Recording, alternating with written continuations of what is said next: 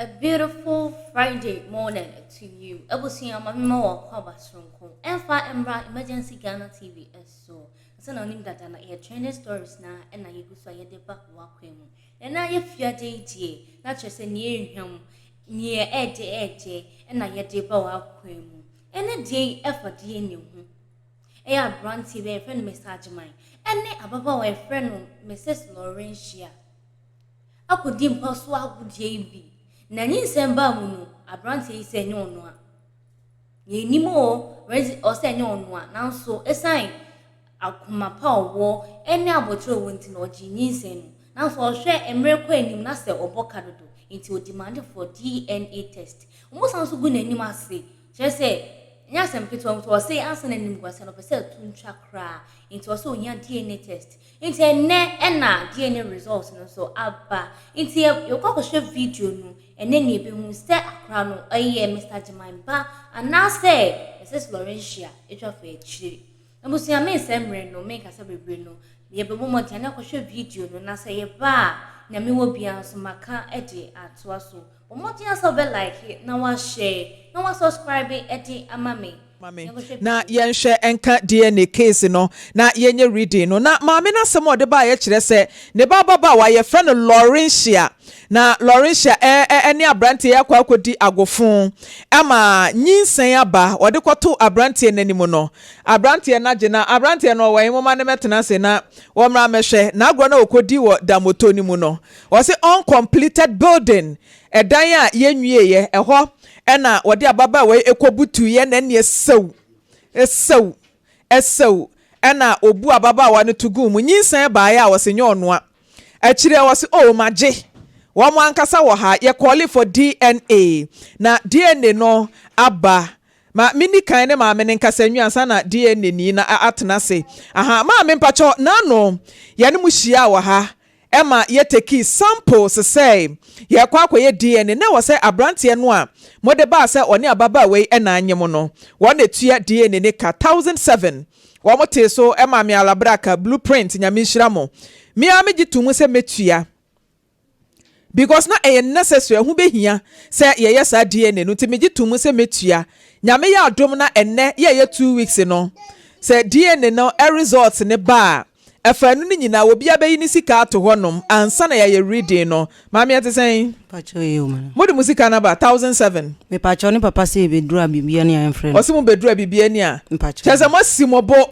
abrante e usika wen ben mike ne twa konwa ne bra wanim na ben mike ne ma because na no ye kan no ha ema uji tumu se results ne ba ubetua usika wen me pacho ye hwe se debisi bia no na eba de eba bono no okwa na musika akam ene nkan me pacho enkam dabi ese sika ne mu se wo yi udi ato ha maami ne na ekunu ene ne bai omso mo de da ha ansa na ya kenkan na wo ebo na osore kwa meda hu o me pacho me nko udi ne design kwesi ajeman ajeman ba kawa no tum ananyo no a enya ajeman ba na all right nti ye bedi kan fa akra ni sinema me na so na wo twen wa bonto ye wi ana wa ba beje no fa ne ma ne maame eda mpa chofa akonwa ne ba ko na ye ni kan nye physical DNA no ye ni kan nye physical DNA me se me ye for sisterhood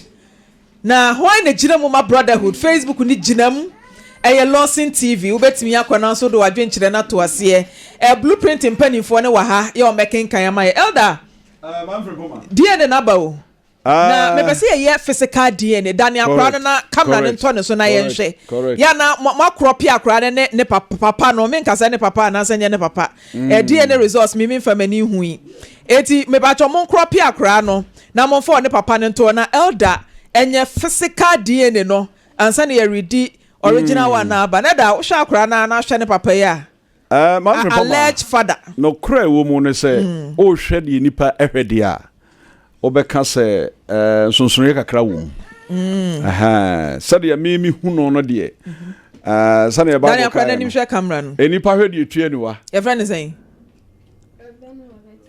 Robert Reverend how are you camera na capture no papa no so ne da ho no se wo hwe akwala no a uhu sunsunya kakra wo ne papa no entem se de bi hu no akwala no ne kala no papa no kala no ye ojije but akwala no eye tuntum sanku usai no wasanka enko usamum na nka ne kokko no beda no bia na ne jeans ne ye different no wo so me hwe de etua niwa me aniwa ho asem na me kan na se wo hwe ne hwe ne san animu a one papa ne de no nso a sonsono ye wo mu papa ne de ne ye fia na akra ne de na se ya to atale ho eno so wa na wo ba o mabodwe ene o ma no nso a papa no abodwe ne wa na no etwe kakra bakola ne de ne yetia na pointed lips sa pepepe enti na aso no nso so a etuatua ho no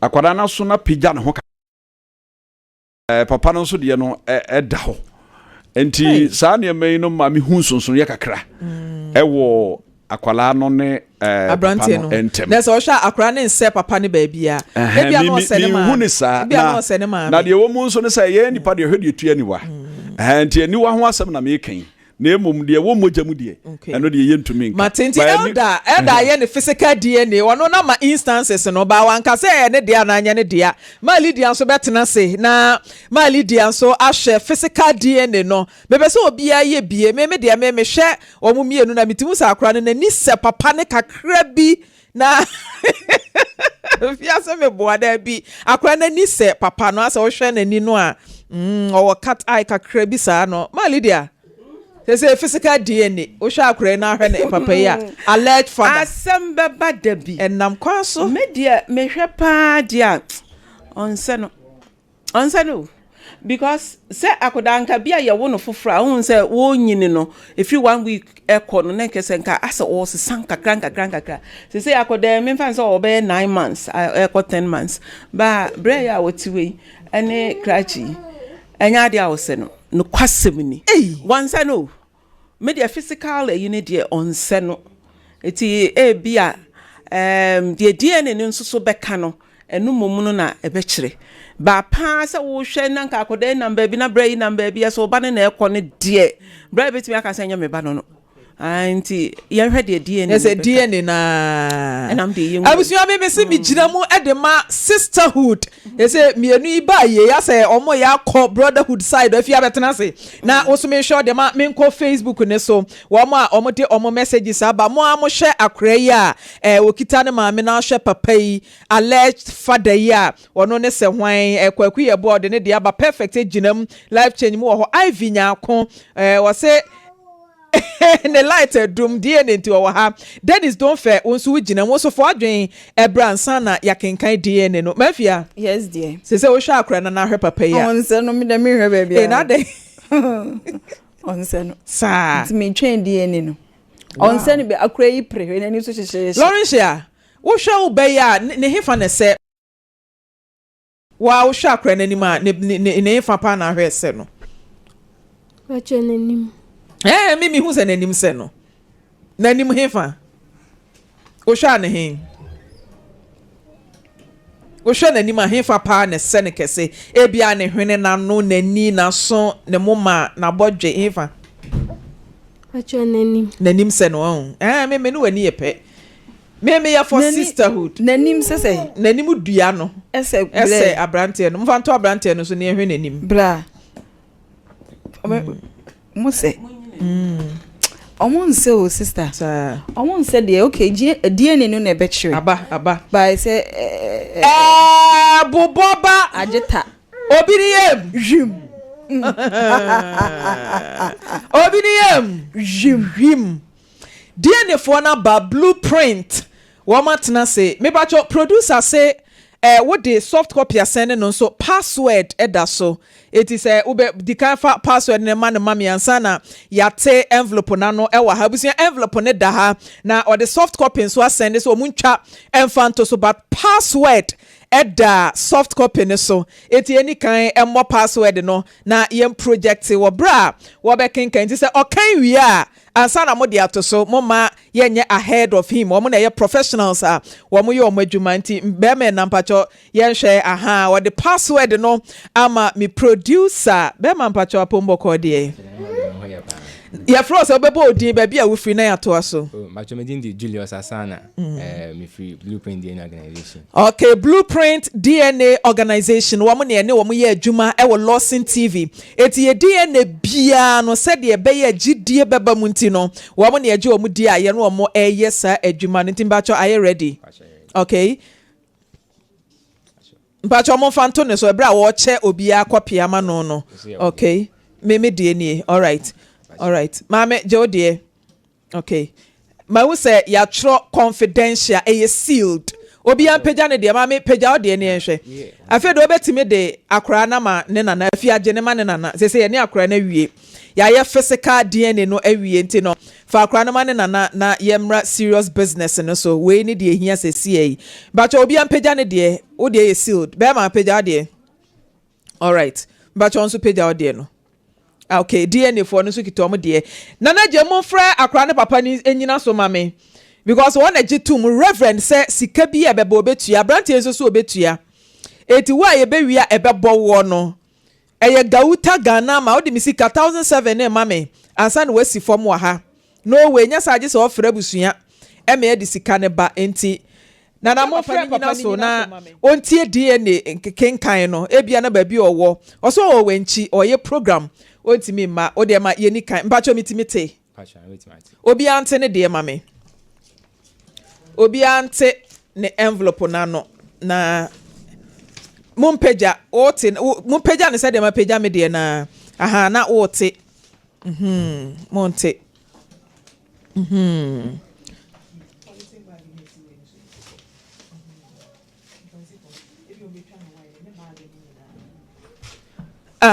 nti monte mame. All right. Me matimi ayisi mon fra papa ni nyina so na ontie DNA reading no. Mon fra papa ni nyina so. Se akra no modi one papa no crop e mutimi capture ya. E wo mu ana ma display amaye na ye hu de ekọ nti ye first DNA reading. Nti bacho yentie reading no. Bacho reading no. Ya na wa ma ne so mame. I say time ana ye boboloto na akra no e on esu of no I say time ye boboloto but and the winning numbers are single 2 25 25 no show lotto numbers na we try no na say Martin reading no ibidi kan ko but you hold on mama pa Reverend, good morning. Good morning, ma'am. Upon my call there. Yakupon no umpire, but me patron na monso. Okay, look. Me patron me. All right, Reverend said ye can ya no DNA results number. Na me patron ya se be ma no ebo na wo na etua. Se ebo Laurentia na no muji tu mu se ubetua. Afa ne ya be kenkan. Wo da su kura mu se bo wa mo amu betua 1007 no. Me patron ya da su kura mu sha. All right. Any empacho we dey gina so ma me na tie reading no why? Me da say. Okay. Be ma empacho yen reading. Pacho yebedi kan ko second page no. Maybe omun phone ni wo no. Obi amie second page. Obi ni yam. Pictures ne da ho. Ti pictures na wo no. E chere say na omu bia na me presenter bra tama ye fa omu nyina sample no. Ti we Peter akwesi agyeman na wo ni picture na wo no no. Na Lauren Shata na akra no Reverend Robert Mensa. To mu nyina mfoni na wo no. Na e chere say no me presenter ma na ye fa mu nyina sample no. Ti ebeko first page no. Ona table no. Jema isintwa. Bacho yeti. Okay.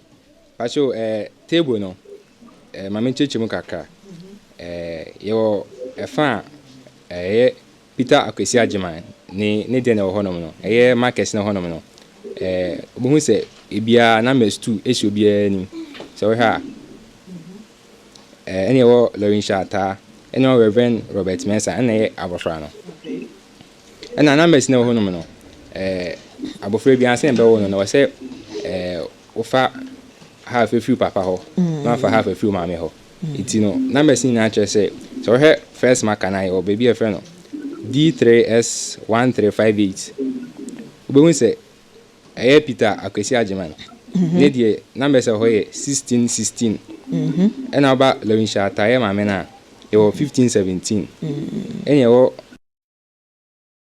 14 17 so we show ma numbers na wo Reverend Robert Mensa na ya abofra no number na wo ne 14 17 si say o papa ne honom na 16 na wo honom ne say che say 14 17 na akana ma na bi ni papa ne den aye 16 na bi ni na table no so the original so e dey che say abofra bi papa bi ba na say wase numbers na oni na e match ekosi na say wase numbers na bia free papa ne ho na bi so free mama ne ho te wase ni na e match the same matches e free 2 eko e be ma na say abofra ne nye be ma ba he say we share first one and I say in free 2 cause so na che say ne ba okay so we share first one na me kan na boboba paper ne da manim ma conclusions kai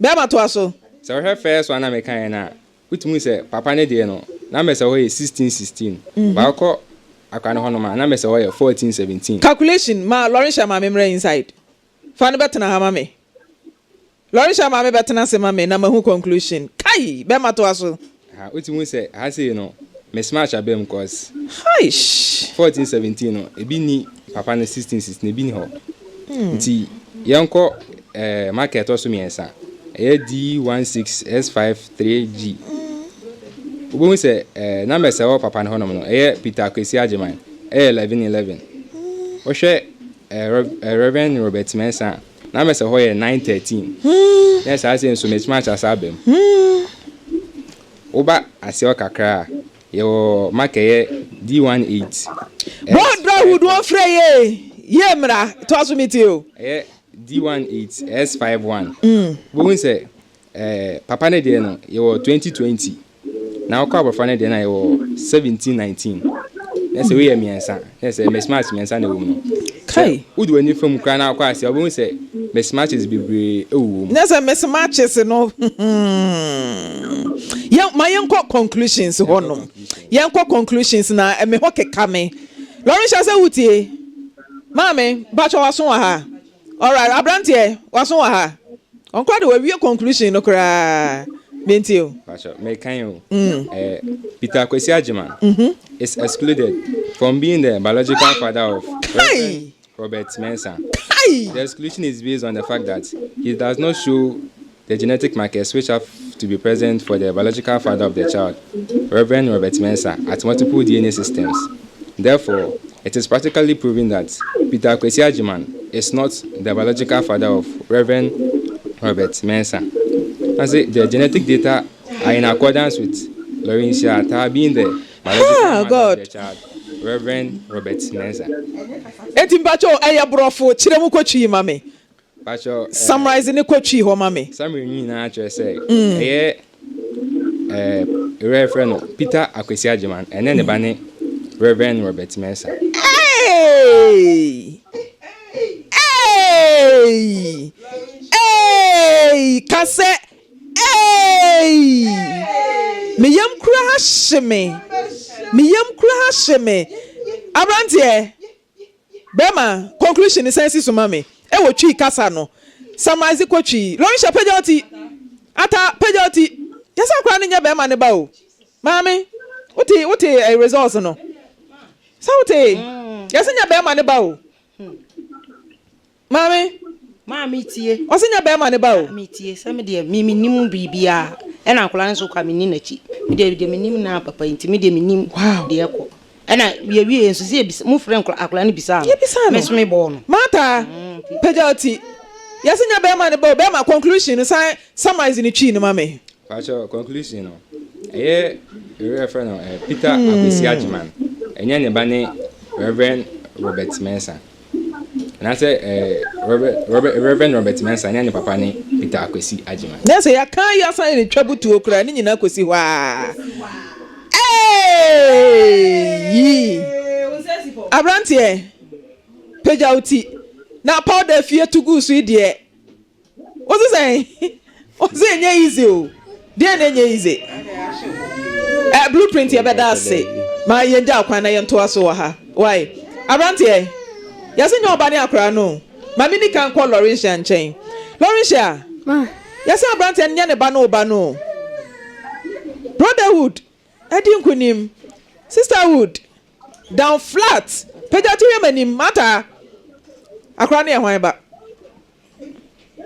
Chomini. mata kanu kra kire me akra ne hwan ba Chomini. be ma be na di kan ne die ya woni abrantie kokodai ye ne sen memfa ni kwase amra wo maame anasa papa mengu maame no papa ni mu ase kasa guade ni mu engu me so mani mu ase akra no eye hwan ba Franco akra no mama ni magu ase Franco unse akra no mama ferry ewiase areho me shedding ma do bem what bi obi be fan say normal thing.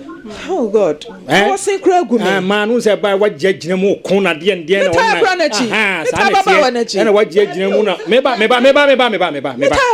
yes it be ntai your ba woman empowerment why enye de why enye die ne ba sesi ankobi abagyensa abranti one ababa ye na wo what you mean kire be man na nyem what ya be man na wo no kire be man me ono na de no one to what you mean kire be man na enyem ye wo ma abranti abregu kwa ka wabo bia so wabo ka wo ho e so otimi gi commercial interest kra wo so sane ma ho sai o mo bi anim guasam na commercial mutimi compensate no e se mu pata no de mu de na ye no e se nkas ba de sa ko bonko to de kra wo danim e pa na chew e bia nko this kind of problem I say o muntem yet kuma yem pa no kra ka moso yem fa nimo mo ma yem fa nimo e ba wa jadinam den ye ba ye ho anu abaye bra kope kosuamiensa bi na di na poba bi tina wati na we die onu abekọ akohwe ni kunu mi nkasa bi Franco me da say ata Ma.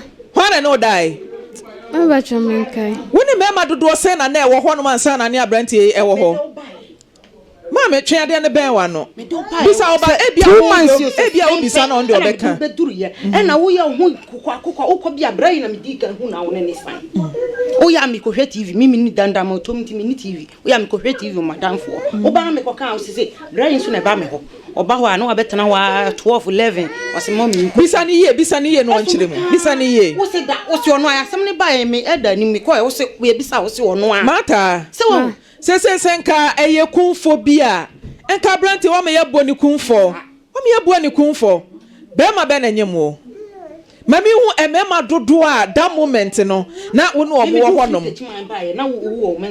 metimi asan omo nyina lie na ya ye DNA no e bia ahwe wate eti se wutimi ka no kre ne kire me a e na me tai wachi ama ya ye DNA omo nyina ye be ye DNA mata wo ba ye we say wo ba ye sikani wo me na mitu aka no so wate mase eti se wutimi ka no kre kire me a anim gwase ne de oye den aba wie na se no de eti wo ka no kre ne kire me a metimi afre me ma ni nyina ne ayo mo DNA eye hwan ya Amba chomenkai. Dabi omo at that time na nyi send by mema dodo say ma be frem pama elder ababa ya wote hoyi yen ka no kore pa wo ye obi a wo ye widini wicked ye wuru kwa yen fa so ne ababa we nkasa asa on ka no kore oh so ensamfo na wodi nya be ma na ne da ya woni nyi say wo ko fo de abehye obi ababa abranti a oni mo hwe o ze wodi nkwase asem kan krum ye nya kwan chira be ma no no da ye enyo sa munyi belt mame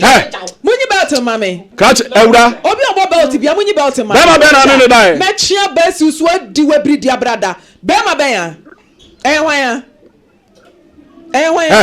what do you mean Amba chonia. obi ya hwan ya eni pa be ya mon fanto mame no kasa hwan ya hwan ya wa bodam fam fa belt ne mame abodam be no wada akwa show bi wo be ka se mi ni be ma ni di hwan ya oni ha no wo hen fa be ma be ya Chomini baby. what if I bet mama bet me kra na be me bet ne be me what if mama be ma be ya ata mo ni wonye ogun wo me se mo mi boni dua no be ma your friend say mi boni dua mfama no be ma your friend say eje dua asemo me bet pa mo aka be ma your friend say Amba chona bi wonu kasa na mente hwe your friend say Bacho Barry na damfo. Why are down for? Abrante we are down for. Enyo. Your friend is saying China ni. What's your friend say? Eh, who China ni ya? Wouldn't China near there. Madam Trust. Mama tena say. Bi anu kasa, bi ya. Mbacho. Why di pa ko? China see yenya DNA. Oh, no to me can cry tram sending me ana. And oh yem say, be a break you in a downfall. Be piano me ko born a child. Won't me can tram say you me ana. What did you mean? Wait, yet you have na China near Tiano. One a friend China, me China. China baby now you why you know what I now. This is serious. Nimiano wait yet. Ah, we are say I am quiet. A friend Paul. Paul. Ono ne ehwan. Madam for am ne no Hey, Ata. Na ono na nim so one ne twempena. Ana de na no na wo ka se one do number phone friend na later we see akire ono a. Ono kra asem no see no mo ka se ana akwanyi we ono mu nyina kan obi na mo kan. Paul no. Pachan ono kro no. Hey, ata. Otukwa mi ba bi o de omu free ase. Paul no dada ben. Ono dada ben. Mbacho me kai de.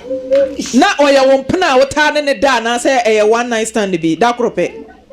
Pacho wo manu mako wa flame. Woni Paul ne da dodo sen e na ne abrante we so da dodo sen.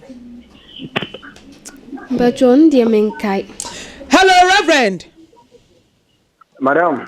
What did you akoso no? Madam metie pa. O se ne sen. Asamono. Kwa me kwa.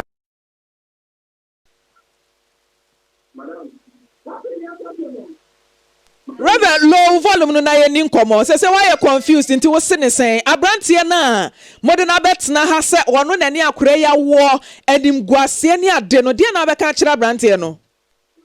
Madam no kwasem ni se.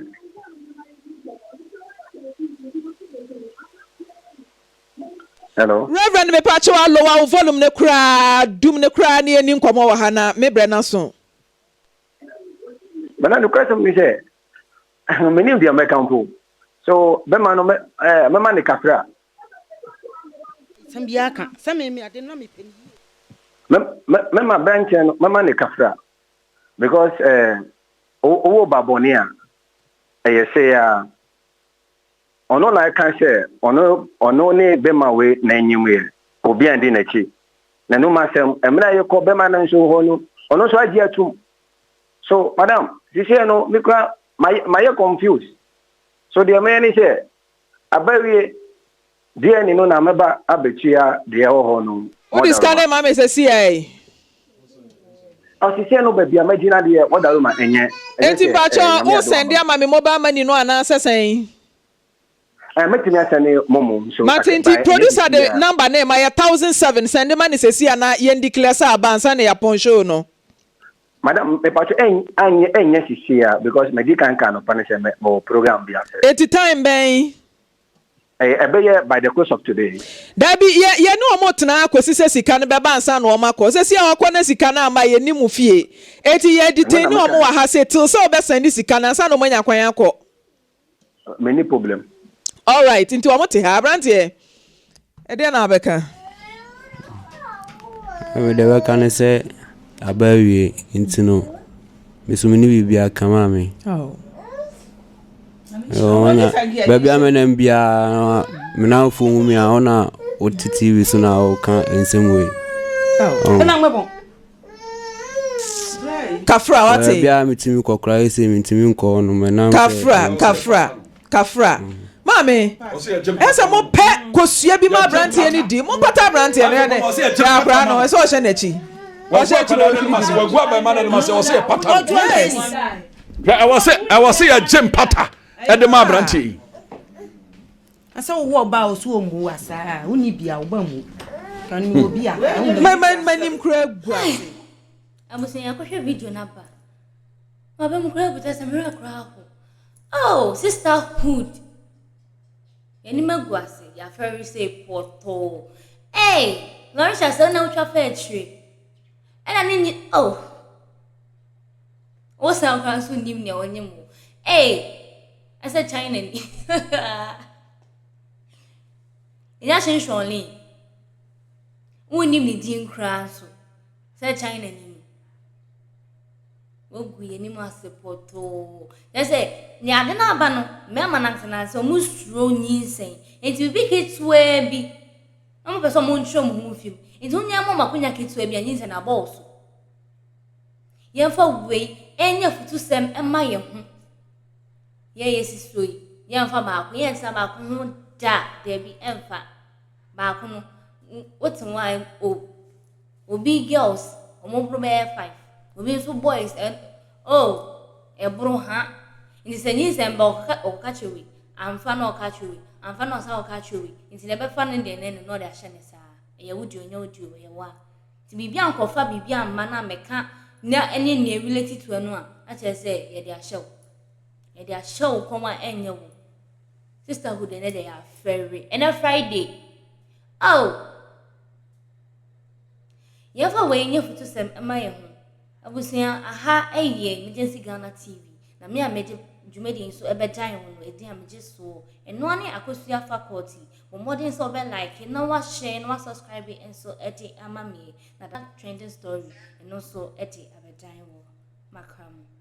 Have you ever tried to buy something online only to get scammed, or have the seller waste your time? Or maybe you're a seller who spends hours preparing an order only for the buyer to cancel last minute? We get it. That's why we created Corpland, a simple, secured marketplace designed to protect both buyers and sellers. Corpland is here to end their frustrations with a reliable solution. Our team noticed that a lot of people are either being scammed or losing valuable time and resources due to unregulated marketplace practices. So we built Corpland to tackle this problem. So Corpland uses a secure payment method known as escrow, which keeps payment safe until both the buyers and the sellers are satisfied with the transaction. Here is how it works. When a buyer orders an item, the payment is held securely, meaning the seller doesn't get paid until the item is successfully delivered. The seller is notified and can accept or decline the order. If accepted, they reach out to arrange the delivery. Once the item is delivered, the seller marks it as delivered. So from there, the buyer has 48 hours to confirm they are happy with the product or to request a revision if there is any issue. When the buyer is satisfied, they accept the order and the funds are therefore released to the seller. If no action is taken within 48 hours, the order is automatically marked complete and the seller will be paid. Corpland is here to build trust in online buying and selling. With our escrow system, both buyers and sellers can feel secured, knowing their time and money are protected. So why not try Corpland for your next online transaction? Visit us at www.corpland.corplandtechnologies.com.